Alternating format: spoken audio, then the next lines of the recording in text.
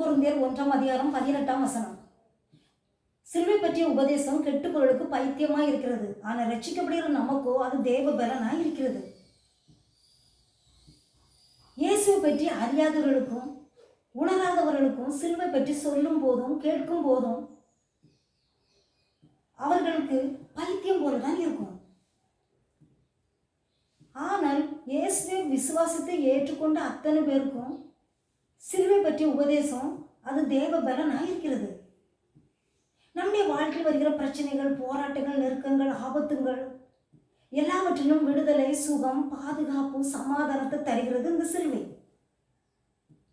வேதத்திலே இஸ்ரவேல் ஜனங்கள் எதற்கெடுத்தாலும் முறுமுறுக்கும் போது கர்த்தரை கொள்ளிவாய் சர்ப்பங்களை இந்த ஜனங்களுக்குள்ளே அனுப்பும் போது கொள்ளிவாய் சர்ப்பம் கடித்தவுடன் மோசே வெண்கல சர்ப்பத்தை உண்டாக்கி வைத்தவுடன் அதை நோக்கி பார்த்தவர்கள் பிழைத்தார்கள்.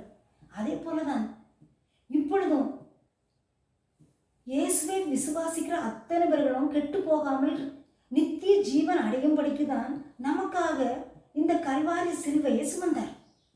பிரியமானவர்களே, நாமும் நம்முடைய வாழ்க்கையில் என்ன பிரச்சனைகள் இருந்தாலும் நாம் நமக்காக கடைசி சொட்டு ரத்த வரைந்த பூமியில் சிந்தனை இயேசுவை நோக்கி பாருங்கள், ஜெயத்தையும் பலனையும் பெற்றுக்கொள்வீர்கள்.